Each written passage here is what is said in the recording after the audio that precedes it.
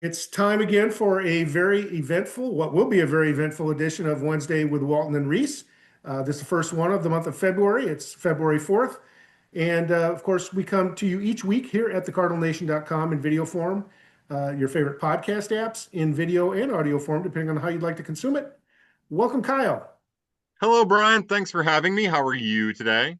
I was really worried, kind of Sunday night, Monday morning, I was thinking, okay, what are we going to talk about with Kyle this week? And my list was very short. And then all of a sudden, Monday morning and then Monday afternoon, everything went kablooey. And I was literally up till 1:15 last night trying to finish articles to go to sleep with a clear conscience that I kind of had the day taken care of, knowing that the next day was still coming. Yeah. Smart, Brian. I'm glad you got ahead of it. I was doing some deep diving on Monday night as well, and I didn't stay up quite as late as you. I guess we probably went to bed near the same time with our time differential. But yeah, it was a little after midnight for me, and I thought, man, I really need to close this thing up. But there's a general excitement or energy that always happens and comes along with something like this, and I'm definitely riding that wave right now. And I mean, let's face it, what we do, and there are a couple of down years. I can tell you that the business of the Cardinal Nation follows the major league interest and the major league success. And even though the Cardinals had already said, hey, we're going to bet on the farm system, it really didn't start to take hold until J.J. Weatherholt and Liam Doyle. And you can just feel this growing interest in the farm system. And let's face it, the Cardinals have bet all their chips on these farm guys now. I think it was Derek Gould that pointed out the Cardinals only had four all-stars on their roster, and all four of them have been traded in each of the last one each in the last 4 months. And so, the Cardinals are going to build a new identity around young players, many of whom aren't yet with St. Louis. Yeah, or many, yeah, I guess many who haven't made a St. Louis debut. You just think about all the players that have come in this offseason. Just been one after the other. Pitchers, a couple of very unusual and unique type hitters, and yeah, it's really exciting, Brian. It's really exciting, and I'm anxious to kind of get into that as some of the trade news. But we got other stuff to talk about. Okay. I want to just touch on one thing you said though, and it's a teaser for an article that I have done, but I'm not going to run it yet. I had to redo it because of this new trade, of course. But I went back and looked at all the transactions across the Cardinals system since the draft, since July. Every transaction, excluding the DSL guys. And I built it from the bottom up, 110 transactions between guys that came in and guys that left. What percent of those transactions do you think affected pitching versus hitting Since when? since July, including the draft? I'll say 85%. 70%, 70%. But still, I mean, and if you look at the top prospects, just the top 50 prospects, which is soon to be 55, thanks to, thanks to these trades coming in, Yeah. it's almost the same percent. Upper 60s, low 70% of these moves uh, for pitching are also top prospects as well. So it's clear that the Cardinals have prioritized pitching. It's clear that they're trying to get better arms because let's face it, the size of the minor league system is the size of the minor league system. Organizations can have 175 players under contract domestically in the offseason. That drops to 165 during the season. That's it. So for every Jurangelo Cijntje that comes in, Joe Blow's got to go out the bottom because they have to keep the size of the system. So it's not about quantity as much as it is improving quality. So what I'm trying to say is the number of pitchers that left and the number of pitchers that came in are about the same, but higher quality, at least in terms of prospect cachet, than the guys who left. Now, I'm not talking about the major league roster. Obviously, there's an experience gap there that they're going to feel the pain for a while. Well, what a great way of summarizing, great way of putting that, Brian. And as we get into spring training and as we get through minor league camp and break for Peoria and Palm Beach and Springfield and Memphis, we'll really get a better feeling of where some of those fringy back end guys end up falling because there's still more cuts to come in the coming months. Yeah, one of the things I wanted to ask Chaim Bloom today, and I didn't get a chance. He did a video session with the media to talk about the Donovan trade, and I wanted to ask him, hey, are they thinking about doing anything innovative to get work for all these prospect starters that they brought in? And I didn't get a chance to ask, but I will ask as soon as we're led onto the campus, which is hopefully going to be next week. We're hearing that the Cardinals are to be given the keys to the complex, so to speak, at the end of this work week, assuming the construction guys, get done what they need to get done. And it's not raining here, so that's a good sign. Yeah. And then they're going to move in over the weekend, and next week there'll be players again on the field, and hopefully there'll be media like me to cover them. Yeah, hopefully, Brian. Hopefully. So the first, and we're going to cover a couple of the news items really quick before we get into the trade because we know everybody wants to hear about the trade, and that's what we want to talk about too. But the first piece of news that came out Monday morning is the Cardinals made their call on how they're going to be televised this year, and that's a big deal for people in market. And if you have a question about what's in market and what's not in market, you can see we've got a map on the Cardinal Nation, a free article, so you can see. But it's yeah, it's surrounding counties in Arkansas and Oklahoma and Iowa, et cetera, Tennessee. And for those locations, the Cardinals are going to use the MLB system to basically deliver this content. So we don't know yet what the channels will be, but the Cardinals have announced that the price is going to be $19.95 a month or $99.99 for the season to watch Cardinals games. And those are all the Cardinals games that would have been on FanDuel. It's not every game because we know some of the national games have been sold to other sources. And Big Fox gets a few games, and ESPN gets, et cetera, et cetera. But that's still good news for people who were worried about getting their Cardinals games this year. If you're out of market, then you would still need the MILB TV package or one of its derivatives, MLB Extra Innings or something like that to see the Cardinals. So out of market didn't change, but the big news for in market is no more blackouts. So the poor people in Iowa who have 6 different teams blacking out games, that's gone away because now control over who gets to see the games isn't part of this big conglomeration of decisions across all these regional sports networks. It's up to the Cardinals and their new network to decide who can see their games. And they're going to make sure that all fans who want to pay can see. Yeah, and good, we'll take it, and I actually think that the yearly subscription ends up being a handful of dollars cheaper than it was last year as well. It was like 105 and some change or something like that, right? And Uh for the fans, that's a good deal. For the team, obviously not as good of a deal because they're going to assume extra costs here, and they're not going to get as much money in return. And part of what we're seeing, in lower payroll is a reflection of the reality that they're going to get less money. There's less money coming in at the ballpark, obviously, fewer people come through the turnstiles, but there's also going to be less money even from the same number of subscribers. And I'm not making an excuse. I'm just explaining the economics of the situation, is driving some of the decisions why the Cardinals have done what they've done. yeah, I'm anxious to see what the product looks like. I've heard Greg Amsinger all over the radio locally. He was plugging and advertising for a talk he was doing at his alma mater in St. Louis. But he's been on every sports talk radio station locally in St. Louis, and all he talks about is the high quality of MLB productions. They spare no expense, and I'm just anxious to see how much different the broadcast is. Um, one thing I've whined and Don't go complained off about, on camera angle from the outfield. We don't have time for that. Brian. One thing I've whined and complained about for years is the camera angle from the outfield. And I want that center camera back. So if they can do that, then I'll actually give them the extra $5 that I paid last year. I'll do it. I'm not You'll afraid. go place the camera for him, right? Move it I from will. there to here. Yeah, and if they want me to do it without a rope or a string or a parachute, I'll do it too. Because it's got to be high up there. But I'm willing to do it for the people, Brian. For the I people. guess I just saw the price of it and some of the news, and of course MLB was going to take over, but I haven't heard any of the other details in regards.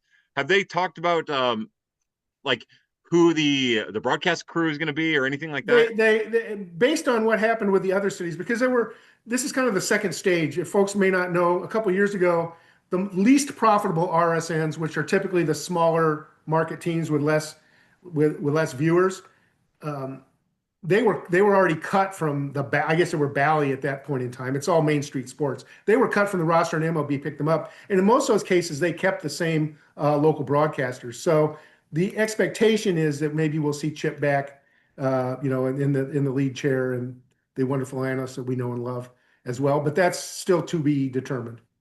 Yeah. All right, cool. That'll be something worth keeping an eye on. And Brian, just for me, it boils down to the more eyes that can easily access baseball, the better off it is for the long-term viability of the sport. So it Yeah, seems and they need to get going right now on how many spring training games they're going to cover. I mean, we're 3 weeks away from the first spring training game. We have no idea which games are going to be televised.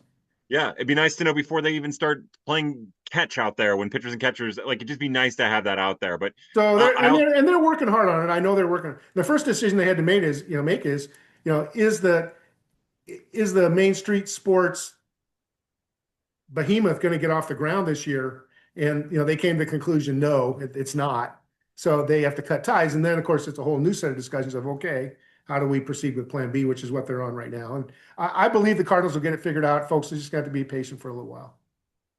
Brent, I wonder if there's any way that they could like use the Palm Beach camera angle without like I'm again where I'm gonna end up going down a rabbit hole, but there has to be some way, and again with the construction it's probably hard to just do like a half fixed camera where you could watch the games through the website without audio or anything like that. Like there My has to be my a way. understanding is the main stadium wasn't the issue with construction. I think that's all pretty much all done. What was the delay was the complexes where where all the minor league activity goes from locker rooms to training rooms to where they eat and all that. All right. So number two, this is something that Kyle and I talked about informally. Kyle knew about for a long time. Zach Mortimer, who's been a longtime member of the Cardinals amateur scouting team, most recently a national cross-checker, and that's the top level of the scouting hierarchy where they're trying to rationalize and bring everybody's work together to one. Zach Mortimer has been promoted to director of amateur acquisitions.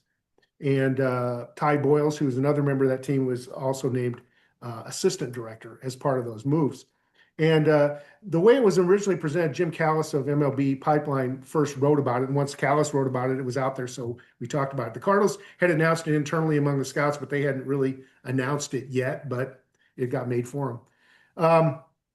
So what that means is that as the director of amateur acquisitions, Zach Mortimer is going to manage the day-to-day work. It basically allows Randy Flores to kind of step up a level and not handle all the day-to-day stuff because he picked up professional scouting as well over the winter. So it's sort of now you have a director of amateur scouting, a director of pro scouting, which is Joe Douglas, who was hired back in October. And then it was originally worded that Mortimer would run the draft, but Bloom kind of said, well, Randy really is still accountable for the draft, and I don't think he's going to step away any more than John Mozeliak stepped away from being a GM when he became a president of baseball ops. But it's great that the Cardinals are promoting guys internally, and if the draft goes poorly, it's going to be Mortimer's fault, and Yes. if it goes well, Randy Flores, year number 11, way to go. But in all seriousness, you know Zach pretty well. You know his reputation around and we wrote about this already on the Cardinal Nation, so those who subscribe can read about it. But what's your view of these moves? Yeah, just to kind of clarify, the way that I know Zach is through other people. I have, Brian, you talk to scouts in the organization. I talk to scouts in the organization, outside of the organization as well. And while I don't really know Zach, my information is that exactly what we wrote about in the article today over on the Cardinal Nation, kind of what I put in there, my 2 cents, and it is that he is a very collaborative person who focuses pretty heavily on the process. And just like with all the other scouts in the organization, the amateur scouts, collaboration, communication, having tough conversations is what they do and what they do best. And I would imagine that will continue. When you find out a little bit about his personality, he doesn't seem like the kind of guy who's going to rule with an iron thumb or anything like that. And like you said, as we know now for sure, and kind of we hinted at, was that Mr. Flores is still going to be involved in the decision making. But one thing that this group has done since they've been in place, and a lot of these guys have been in place for a very long time. It's they've been around for a while. When you Is say that these guys, you mean the amateur scouts, and yes, actually the professional scouts too, for that matter. exactly. And of course, I use the term guys very, very generally. There are very talented males and females involved in the scouting side.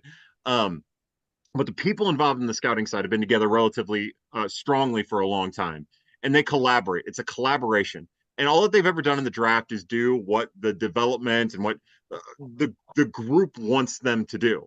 And we've seen them shift, and we've seen them continue to communicate and advance with technology and try to get the most out of what they do. So I think that really this is just a way to kind of, like you said, take some of the burden off of Mr. Flores' plate and give it to a person who's earned it, who deserves it. And at the same time, it's a cap tip to the scouting group who have been grinding away and have done really great things in the draft, even if the development side couldn't do it in recent years. And, I think that's a positive. Yeah, you're on a great point there, and that is, the two announcements in October. Joe Douglas, who has pro acquisition or pro scouting, and then Jacob Buffa, who's the international scouting director now, reports to Moises Rodriguez. Um, both those guys were external hires, and you like to see external hires. You like to see new ideas coming into the organization, but you also like to see guys, and you mentioned the scouting community is very well established, and you like to see guys who've done a good job there get another chance. So it's nice to see this balance of new and old as well. And I understand all the scouts came together in St. Louis last week, and that's when these announcements were made. But it's also, again, going to do a better job of increasing the synergy and the communication across the organization. Because it's one thing that I heard from some of the scouts previously was that the communications from the top weren't always very good and very clear, and folks didn't feel like necessarily they were as much a part of the decisions as they had used to be. And hey, these scouts are, they're spending all their time on the road. They don't live in St. Louis. They live wherever in Ohio or New Jersey or Florida or wherever. And it's easy to become, disconnected or feeling disconnected. So the more they can do to communicate and to keep people involved, the better off I think they'll be. Yeah. Yeah. And it's I guess more than anything, it's a group that respects each other. And I don't think that that's going to change. And I think that's important. I think it's recognized. And Brian, to the point that you made, this organization has been about speaking, having the same message repeated throughout over and over again. And everybody's on the same page. And I think that this is a sign, an internal promotion of this caliber is a sign that everybody continues to be on the same page. So the Mortimer promotion, is disclosed on Monday morning, and by Monday afternoon, Mr. Mortimer had two more draft picks to add to his first draft in 2026, giving the Cardinals 6 picks in the first 86, 5 in the first 72, because, of course, a major part, in my opinion, maybe the cornerstone of the Brendan Donovan trade to Seattle with Tampa Bay included was the inclusion of these two round B draft picks at, what are they, 68 and 72 Mm-hmm. overall in this upcoming draft. And it's very interesting. Chaim Bloom didn't say that they were the most important part of the trade, but he did say the trade wouldn't have been made if they didn't get the 2 picks. And of course, that's the reason that a third team got involved, because the Mariners didn't have two competitive balance picks. They only had one. So you had to get another team involved that was willing to give up a competitive pick. And the player that went from the Mariners to the Rays, Ben Williamson, was a guy whose chances of reaching the majors were going to get blocked by the addition of Donovan. So Ben Williamson is available. He's a guy the Rays want. So the Rays say, okay, we'll give up our competitive balance. That goes to the Cardinals, and boom, the deal comes together. And it didn't happen quite that easily, but that's basically the way Bloom described it. Brian, can you imagine how much work went into making this trade happen? I just thinking back to the end of the year, and I mean, just the amount of work that Jerry Dipoto and his group went through to get it done. The Cardinals group have went through to get it done. Like the amount of effort and time and work that had to have gone on to get to make a deal like this happen has to be unfathomable. Can you imagine? Bloom talked about, just in this trade, the many different scenarios and many different combinations. The number of players wasn't set, right? It wasn't all set. And at the same time, he's talking to other teams as well, because he's not getting the deal he wants yet from Seattle. So he's working, whoever else he was talking to at the same. And of course, it wasn't just Bloom, because there's all the people crunching the data, because what the Cardinals, of course, wanted to do, it's not surprising, extract the most future value that they could from Brendan Donovan. Yeah, you're right, Brian. And there's been you hear about some of the talk, and it sounds like a lot of those new additions that we talked about, head of player acquisition, some of those guys that they brought in from outside of the organization had a large role to play in making this deal come together. Again, this is a And group Matt effort. Pierpont, the director of pitching, came from the Mariners organization, so he knew Cijntje well, and Yeah. that certainly was a part of the deal as well. If he just said, "Hey, this guy isn't the real thing," it would have affected their trade, obviously. Absolutely, yeah. Or if he hadn't identified something that they could help him with, or to help get him over the hump, then absolutely. But yeah, Brian, those two picks are awesome. Getting what'll end up being around $2.5 million worth of extra bonus pool money to spend Huge, however you want. huge, huge. $5 million more to spend. Now, they may not spend them on these two players, right? But Yeah. that's going to give them money that they can use somewhere else. And because again, for folks who don't know, the money for the first 10 rounds of the draft, you can exceed by only 5%. But you don't have to give the slot amount to each player. You could take some from here and give it to there and move it all around. And hopefully the Cardinals will have a better draft, not just in terms of the quantity of players, but in their strategy of trying to figure out who to get to maximize the use of their money. Yeah, absolutely, Brian. And this is kind of a deep high school pitching class too, Hmm. which should make it really interesting to see how the Cardinals decide to divvy up that budget, especially early on. So, yeah, my general thoughts about the trade before we start breaking it down person by person, and other than the fact that I love getting the two Comp B picks, I think it's a lot of fun. It's really exciting. Is that I just want to say one more time how upset I am that Brendan Donovan is no longer a St. Louis Cardinal. He's everything that's right about baseball and people and Cardinal baseball. And it's just a shame that it didn't work out with him as a member of the Cardinals organization. I tweeted out yesterday, and I firmly believe this, and it's not meant to degrade the trade or degrade the organization in any way. But the Cardinals are definitely worse off today for not having him in the organization. That's just how high of character he is. But that And by the doesn't way, if you're talking about the major league team in 2026 and 27, I agree with you 100%. In terms of the long haul, TBD. Well, that's what I'm getting at is that can be true, and at the same time, it can be true that it was the right thing to do, and that it'll benefit the Cardinals in the long run, uh, more than likely, or maybe not likely at all. I don't know. The other part about trading, and this is probably my other like trying to be the adult in the room, but I'm incapable of being an adult, so I come across as not being whatever this is, or Okay, and being just as a reminder, stand up and show us your shirt in case there's any well. doubt about.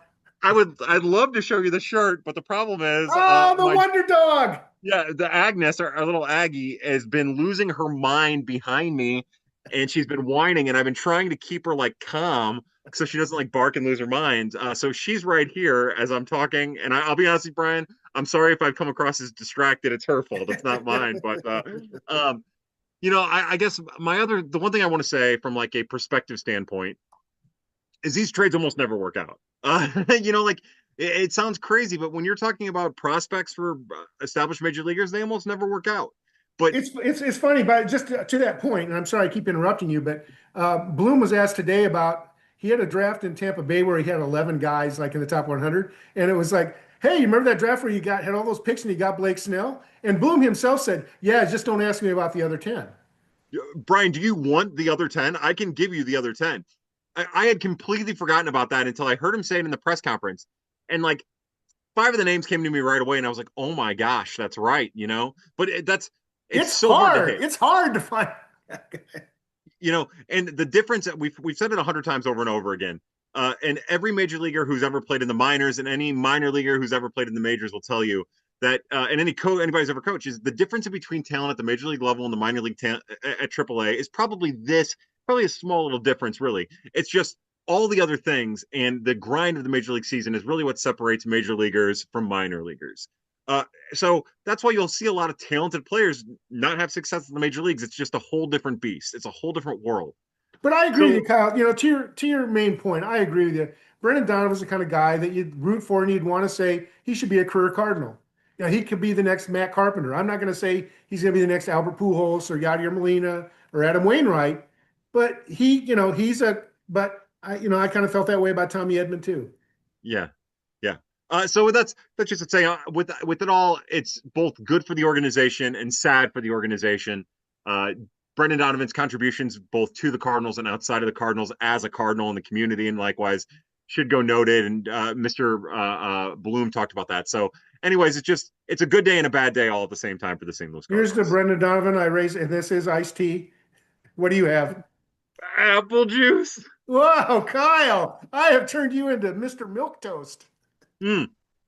It's okay, Brian. I'm lying. It's a white mocha lager from Leinenkrugel. All right, there you go. Thank you. That's the Kyle I know. Woo, woo. Hey, look, Yeah, if I my should get nerves apple. are shot. I've I, got this little dachshund losing her mind. I just need a beer. yeah, I know. I don't even want to go there, but I just want to make sure that we don't completely lose that edge that makes you Kyle Reis. Yeah, I'm trying to have a somber moment about Brendan Donovan, and here is Brian doing a cheers like it's Prospect After Dark. Which is what is on his T-shirt, by the way, that you couldn't see. So let's talk about the new guys. Oh, okay. So I Yeah, thought hey, I left it. I left it for you. Tee it up. Who you want to talk about? You want to talk let's talk about about Cijntje? Gerangelo. Let's get right to it. We'll get to the headliner from a player perspective on the deal. Gerangelo Cijntje. Uh, I am a big Senja, Senja, Senja. Yeah, Senja. Gerangelo Senja. I have figured out that I can now spell the name without help, and that's much better. It took me a long time to spell Minkiewicz and some of those, and Grudzelanek, but I got Senja's name spelling down, but the pronunciation is going to take some time. A great first name, a great last name. Cijntje. We love that. That's but yes, His when you get given name, by the way, his given name is John Michael. So I want to hear the story about how that got turned into Gerangelo. I don't know if he was. Do you know that? I don't know that, but isn't his dad's name Michelangelo or something like that Yeah, too? Like, yeah. yeah. So, no, I would say that I like the fact he's a fun story, not only because of the switch picture of it all, which we'll break down here in a second, but he's from the Netherlands. He grew up in Carrasco. There's a fun little lineage thing here. He's 5'11", 200 pounds. He's a thick bodied. He's just a really interesting player. But is 5'11" a problem, Kyle? I mean, No, how many sub 6 foot guys become? There are a few, but not a lot. so one of the things that people do is they default to Marcus Stroman as a comp for him because of his size, but their bodies are different and the way they throw is different. What we're learning now through advanced metrics and data basically is through vertical approach angle from a pitcher is you can tailor your arsenal and your release point to maximize your height. And this is what Gerangelo does really well is he has a fastball that he has a release and a fastball that play well because of his height and where he uses it in the strike zone. These are the things that modern technology have allowed us to really capitalize. It's part of the reason why you're seeing not just the Cardinals, but other organizations bring in pitchers and maybe exhaust some capital earlier in draft where they otherwise wouldn't. Like they're not afraid to make this decision to bring these guys in because they have data that supports that success will come even without height. But Cijntje has a body built for innings. He's thick and strong, and you'll see You him. just You might love not. saying that word, don't you, Kyle? Brian, I'm a thick boy myself, so I will point out the thick boys whenever the thick boys are around. And so, like, the thing is, he's thick, but it's all athleticism, Brian. I started my write up of him for the Cardinal Nation website, and if you just saw him, you wouldn't think he's as athletic as he is. But I bet you could, if you put him in an Olympic event, like if you did the Olympic events with Cardinals prospects, he would probably be at the top of every one of them. He is that athletic. He's flexible. I mean, he's got the whole package. Don't ask me how I know, but there's a lot to build on there. It's fun being able to throw left-handed and being able to throw right-handed and how we got to that because there's a story there that I don't really care about. Honestly, it's anecdotal. It doesn't mean anything to me. What his ability to throw both hands means to me is that he has athleticism oozing out of his ears, and that is a great foundation for a starting pitcher. Now, the Mariners had already said, hey, we're going to limit him to pitching right-handed in 2026. Turns out what they said was we're going to limit him to pitching right-handed in games, but we're still going to have him work out left. And it sounds like Cijntje really wants to continue to throw from the left side as well. So the Cardinals say, at least Bloom said, they're going to play it by ear. They're going to get to know him, and they'll figure that out as they go. Now, I think back to Mason Wynn, of course, who has an exceptional arm. And if you talk to Mason Wynn today, he would say, I want to get on that mound and pitch. And so at some point in time, they're going to, and it's not yet because they just met the guy, but they're going to have to say to Cijntje either, yeah, we think you can do it, or no, you can't. But Brian, I hate watching him. The time's not now for that. Yeah.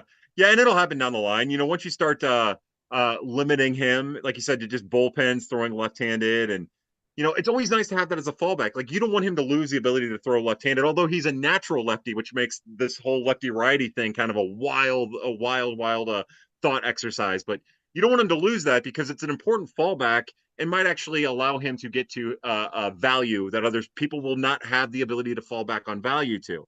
I went back in his history and looked for a Tommy John. There isn't one, but I just and I even hate to say this because somebody's going to blame me if it ever happens someday. But could he pitch left-handed if his right elbow blew out or vice versa? Yeah, yeah, be able to come back, and start pitching 3 months later after rehabbing his right, and they know that he can handle the. Let's hope that we don't have that conversation. But it is kind of intriguing. Yeah.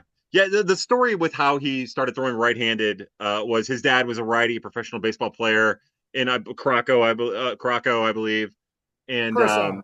Curacao, God, yeah, in Curacao, and because of that, like he was trying to mimic his dad as a young boy, and they also only had right-handed equipment, so that's kind of how that all worked out. But luckily it wasn't a Tommy John or anything like that. So what's he's got upper 90s fastball. Yeah, so I want to make a point to say that I hate watching him throw left-handed. I hate it. He's not a good left-handed pitcher. Well, His we command may is, not see it unless we film bullpens. but people are going to want to know, so we have to address it. So I can just be real blanket, just like I do kind of in the article. It's not good. It's not good, and focusing solely on right-handed is the best thing for him. Now, last year he had like 131 at bat sample or batter's face sample as a righty throwing the lefty. And it wasn't great, but it wasn't bad either. And I just want to say that sample isn't big enough to really understand exactly how his stuff is going to play. But yeah, when he throws his fastball again from his unique angle, his unique approach angle, it's probably an above average plus pitch within his arsenal too, which is important because his slider I actually like better than his fastball. It's got a little bit of depth. It's somewhat cuttery. It's like kind of like a gyro slider a little bit, but not exactly a gyro slider. It doesn't bite like a slider, but it's got a little bit more depth. It's not like a sweeper. It's like a traditional slider in a lot of ways, and that's a great pitch. It's a beautiful pitch. He's not going to be able to throw it to lefties, and that's where it gets kind of interesting. But and then he has a slurvy curve, and the curve and the slider play incredibly well off of each other. They come from the same angle. They start in the same movement profile, and then since the curveball has less velocity and a little bit more sweep to it, it dives. And those two pitches play really well off of each other. And he can keep lefties off of his stuff using it very sparingly and also allow his slider to play up when using it sparingly against righties. So that's good. Now, with him, it comes the changeup.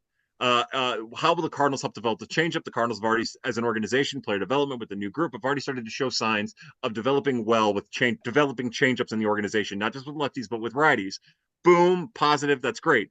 One thing I was surprised is Durangelo's changeup has leveled up since college. I did not expect it to be as good as it was when I went back and watched a bunch last night. It is a filthy, nasty, divey pitch, but his command of it is well below average. So it's going to be a matter of getting that command dialed in. And if he can dial that command into an average level, then he's going to be successful against lefties. He's not going to be dominant against lefties. He's still going to get probably a lot of way too much contact, way too much power against lefties as a right-handed thrower. But that changeup is has the potential to be a really, really good pitch. I saw a lot of lefties swing right through it when it's thrown low and outside to them, the way that it fades and dives to his arm side. And so I'm not really worried about the movement profile. It's just a matter of time the question being, can he command it well enough for it to matter? And if he can, then we're talking about a mid rotation option for the St. Louis Cardinals in a year. Yeah, mid rotation, I think, is where I was coming as well. I had a member of the St. Louis media reach out to me last night and say, "Hey, do you think he's a number one or a number two?" And I said, "No." But I said, "Hey, I'm just getting to know the guy, so I'll withhold my judgment." But there are going to be folks who, like with Brandon Clark, the other major pitching acquisition this year, there are going to be expectations that may be out of line, more based on the Cardinals' need than what the player is. And Cijntje is a good pitcher, don't get me wrong, but in the national rankings, he's a 90 to 110 nationally kind of guy. He's not a top 20 or top 30 in the country.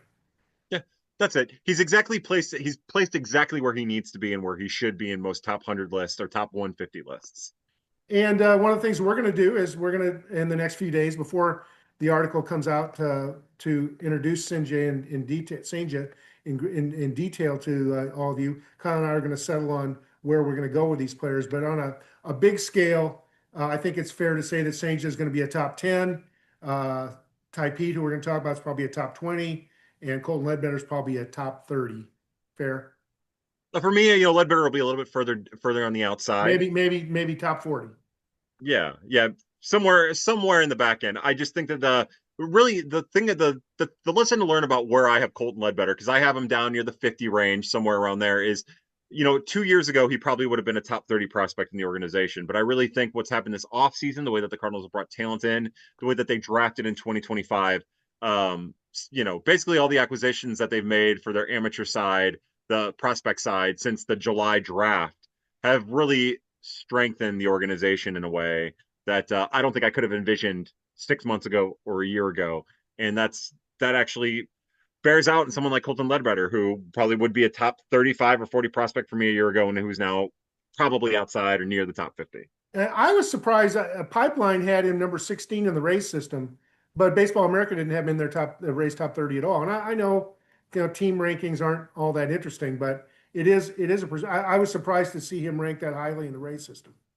It's fun to pivot to Ledbetter before getting to Peete, because what Ledbetter does really well, and he's done it since his days at Mississippi State, and I think he went to Samford before he went to Mississippi State, but that's regardless, is he hits the ball really hard. So what you'll find is that the teams that are the organizations, the third party groups that are ranking prospects like top 30. Third party publications.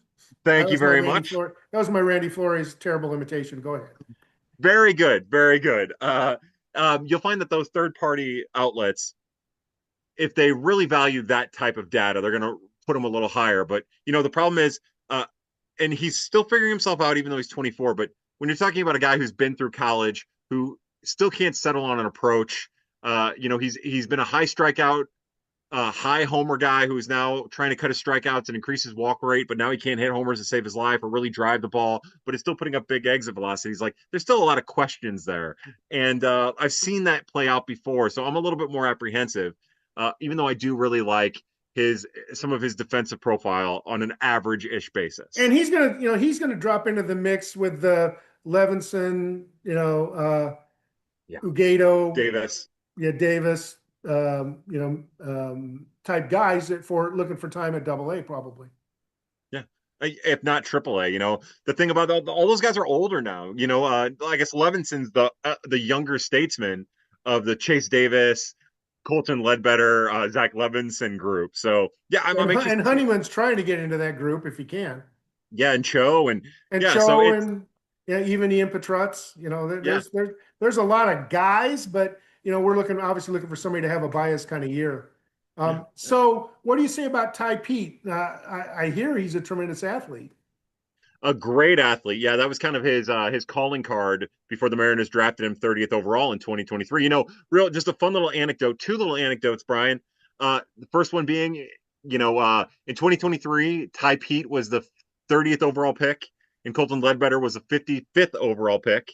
I think that that's a really interesting thing, especially because the Cardinals, where they're drafting this year in 2026. I think that's interesting.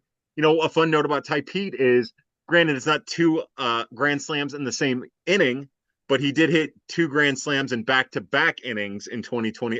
Not a grand slam in each inning in back-to-back innings in 2023 in his debut, or maybe 24. Who can keep it? I don't even know what year it is now, but so he's done that before. And I think that just kind of speaks as a teenager, by the way, because the one thing we didn't even talk about with him is, what is he? He's 19 still, or maybe he's celebrating his 20th birthday, but he played the last 2 years as a teenager. Exactly. So, I do wonder how well he would have done if Seattle would have pulled the reins back on pushing him a little bit. He's only been to high A, so it's, 19 as a high A is fine. It's a little aggressive, but whatever. But, for him, it's going to be identifying breaking pitches. I have issues with his swing a little bit. He's all bat speed. He and Ledbetter have great bat speed, but Peete has elite bat speed. All the damage he does is because of his bat speed and his athleticism. So I'm anxious to see how the Cardinals tweak him, get his lower body a little stronger, and how he adapts to breaking pitches in particular. I think, that's the one knock on him, really. He hits fastballs from lefties. He's really bad against lefties too. That's something he's going to have to change. He's tried to change his mechanics over the last year and a half to be better against lefties. It has not panned out. He's gone back to more of what he was. By the end of the 2025 season, he went back to more of what he was as a prep outfielder, a little bit more straight up. But I think that the work is going to be in how he continues to incorporate his entire body into his swing. if he can start making contact with breaking pitches in the zone, because he's bad against breaking pitches in the zone, which is rare. He's not just chasing breaking pitches, which he's doing that too. And how much damage he can do in the process without changing his makeup as a hitter. Okay, there you have it. Ty Peete, who is right now high A guy, but he'll be in the fight for a double A spot. We didn't talk about where Cijntje is going to be. Probably a double A guy, especially if Henderson and Hanson and move up to triple A, right? Yeah, Brian, absolutely. It's funny when we were trying to Watts. break. Yeah, yeah. And when we were trying to break down where we thought these guys were going to go, I was like, there's still kind of a hole at double A for a pitcher to go. Like they're boom, we found it. We did it. Look at us, Brian. We solved problems. Boy, I'm telling you, that's great. I still think there's still way too many arms, but they'll figure it out. There's innings to go around. They're just gonna have to get creative how they do it. Although I'm anxious to hear what that's going to be. All right, so we talked about three guys that have joined the organization. They're going to come into our top 50, so you can look for those articles coming up, and we'll provide an addendum to the Cardinal Nation Prospect Guide, which is selling pretty well out of the gates. Make sure you get your printed book copy ordered. Obviously, there's a limited number of those. It's also available via PDF, which is, of course, is infinite. But if you're a subscriber to the Cardinal Nation, you can get that for half price. The PDF of the Cardinal Nation 2025 Prospect Guide, which, as I said, right now we cover 52 prospects plus another 10 or 12, probably 12 outside the top 50, and now 3 more coming in. So you'll get 55 for the price of 50. What a great deal. Can't beat it, man. Can't beat it, Brian. Terrific work, my friend. Well, your scouting reports are the meat to go with the potatoes. So Kyle's work is great. You know that already. You've listened to him. Obviously, most of you have followed Kyle for a long, long time, and his addition is really put us over the top, I think, this year. Good. My pleasure. Well, so this may be the end of the Cardinal Nation Wednesday with Walton and Reis edition for February 4th. This is Brian Walton. I'm with Kyle and Aggie. Where's Aggie? She's still there? Aggie. Hey, sweet girl. Right. Hi, hello. Say goodbye, Aggie. There you go. Goodbye, Ags. We love you. Goodbye, Brendan Donovan. There you go. There you go. So as I mentioned often, pretty much everything we talk about here is included in articles at the Cardinal Nation. Some of them are free. Some of them are for subscribers only, because that's how we pay the bills and keep the lights on. So we appreciate your reading and enjoying everything we have. And if you'd like to subscribe, please consider doing that. And so for that, we will close for February 4th. See you again on the 11th. Hopefully by then we'll be seeing some ball players on the field in Jupiter. Talk to you next week.